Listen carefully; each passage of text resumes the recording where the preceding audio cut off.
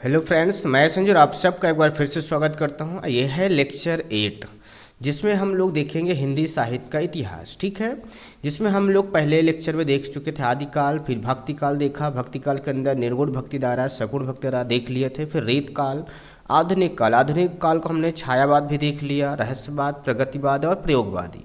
अब ये लास्ट बचा हुआ है नई कविता। इसके बाद ये हिंदी साहित्य का इतिहास खत्म हो जाएगा। ठीक है, अब हम लोग फिर ग्रामर में आ जाएंगे। ठीक है, ये भी ग्रामर का ही पार्ट है। ठीक है, तो नई कविता आज हम लोग देखेंगे जो अब चल रहा है, यानी अब की रचनाएं हम लोग पढ़ते भी हैं और समझते भी हैं, और अब की क्या हाल चाल है ये देख लेते हैं। ठीक है, चलिए खैर आगे बढ़ते हैं। तो जैसा आप देख पा रहे हैं, नई कविता 1950 से अब तक चालू है। तो काफ़ी दिन ये भी हो गए भाई, 1950, 50 साल उधर ले लो, 2024 इधर ले लो, 24 साल। सही है ना, तो काफ़ी हो गए हैं भैया आपके। 30 चीज़ें हैं। तो इन सालों में जितना भी हुआ है, और आप कितने हैं भैया अभी? 15 साल के।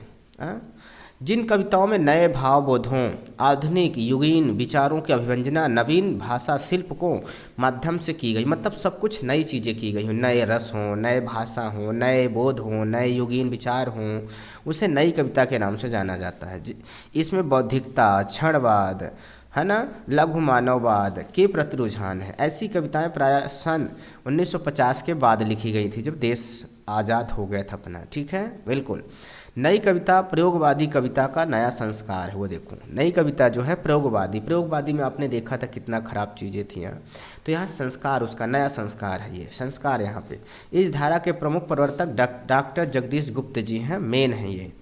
अच्छा, कविता विशेषता देख लेते। आधुनिकता की अभिव्यक्ति, बिल्कुल आधुनिकता इसमें झलकता है, मॉडर्न झलकता नहीं, कहते मॉडर्न जमाने के हो गए भाई ये तो। हाँ, आधुनिकता नई कविता के केंद्र में प्रतिष्ठित है। आधुनिक विषयों के क्षेत्र में होने वाली खोज, विज्ञान के प्रसार से उत्पन्न विचार, भागवत परिवर्तनों की अभिव्यंजना नई कविता आधुनिक के रूप में करती है। तो विज्ञान भी शामिल कर देते थे, भागवत वगैरह के जो सुनते थे उनके बारे में भी। दूसरा, शिल्पगत नवीनता। नई कविता के कवि नए प्रतीक व नए उपमानों को ढूंढते हैं, बिल्कुल नए नए चीज़ें और नए नए चीज़ें लाते थे। आज के युगीन के मॉडर्न ज़माने के हिसाब से वो लिखते थे, और ईमानदार अनुभूत को वाणी देते हैं। जैसे मेरे सपने इस तरह टूट गए जैसे भूंजा हुआ पापड़। बिल्कुल भूंजा हुआ पापड़ अभी तो बोलते हैं ना, भूंजा हुआ पापड़ आप खाते हो जो, तो भाई मेरे सपने इस तरह टूट गए जैसे भूंजा हुआ पापड़। भूंजा हुआ पापड़ थोड़ा सा भी टेढ़ा होता है, पट पट टूट जाता है। सही है ना, कुरकुरेदार। तो उसी तरह कह रहे हैं, बताओ कितना अच्छा एग्जाम्पल ले रहे हैं। तो खैर आगे देखते हैं हम लोग। ठीक, ये आप लोग भी यूज कर सकते हैं, पापड़ वगैरह। हाँ, खा भी सकते हैं। लघु मानववाद की प्रतिष्ठा। लघु मानववाद की प्रतिष्ठा क्या थी? नई कविता के केंद्र में मानवता की तो प्रतिष्ठा है, साथ ही लघु मानववाद के प्रति भी अधिक सहानुभूति है। ठीक है, तो ये भी है। और चौथा है बिंब योजना की अधिकता। बिंब यानी छाया। नई कविता में मूर्तिमत्ता व बिंब योजना जितनी अधिक मिलती है, उतने इसके पूर्व की हिंदी कविताओं में कभी न थी। ये बिंब अधिकतर प्रतीकात्मक संकेतिक थी। बिंब का मतलब मूर्ति बनाना चालू हो गया था इसी समय। देख रहे हो, इसमें जगह जगह मूर्तियाँ बिकती रहती हैं और बनती रहती हैं, अच्छे अच्छे डिजाइन की मूर्तियाँ बन रही हैं, समझ रहे हो ना।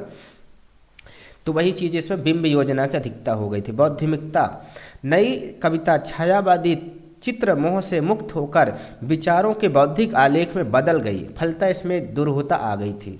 मतलब इसमें कई सारी चीज़ें आ गई थी, इसमें बौद्धिक आलेख आने लगे थे, विचार नए नए आने लगे थे। क्षण का महत्व, इसमें एक एक क्षण का महत्व इस समय देखा जाता है। नई कविता में क्षणवाद विशेष महत्व है। नई कविता के लेखकों का विश्वास है कि एक विशिष्ट क्षण का महत्व बहुत सारे समान क्षणों से कहीं अधिक होता है। एक स्पेशल क्षण, जैसे अभी 22 जनवरी को आपने देखा, पूरा राममय था देश, हाँ, पूरे अयोध्या में गया हुआ था, तो वो उस समय का जो क्षण का आनंद है वो पूरे नॉर्मल क्षणों के, पूरे दिनों के वो अधिक था। सात्मक काव्य भाषा। नई कविता का कथन द्वंद्व और तनाव से भरा है।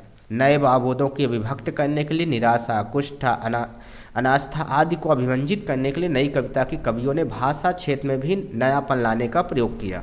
मतलब सब कुछ नया, नई कविता में सब कुछ नया हुआ था, समझ गए ना। बिल्कुल। इसकी कवि देख लेते हैं और रचनाएं देख लेते हैं। प्रमुख कवि दुष्यंत कुमार जी हैं, जो साये में धूप लिखते हैं। हाँ, साया भी कर दिया और धूप भी कर दिया भाई, दोनों। एक कंठ बिस्पाई देख लिए भाई, एक ही कंठ है, वो भी बिस पी लिए हैं।